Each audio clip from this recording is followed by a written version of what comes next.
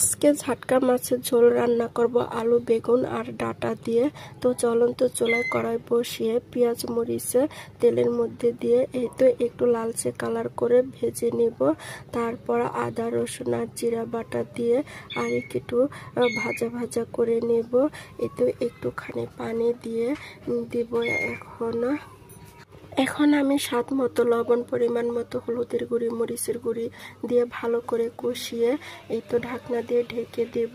তো কিছুক্ষণ জাল দেওয়ার পর আমার কেটে রেখেছে আগে আলু বেগুন আর ডাটা, তো সেগুলো দিয়ে দিচ্ছি। এই তো দিয়ে ভালো করে নাড়াচাড়া করে নেব আর ঢাকনা দিয়ে কিছুক্ষণের জন্য রেখে দিব। এই তো আমি তাই দিয়েছি। তো এখন দেখুন আমার তরকারিটা প্রায় কষানো হয়ে গেছে। যে কোনো তরকারি রান্না করি না কেন, সবজি দিয়ে তরকারি রান্না করলে ভালো করে কষিয়ে নিলে পরে তারপরে পানি দিলে তরকারির স্বাদটা অন্যরকম হয়।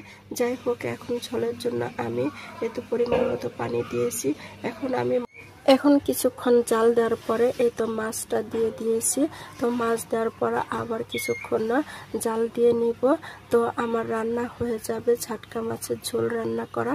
এই তো দেখুন আমার মাছের ঝোল রান্না করাটা কি সুন্দর হয়েছে।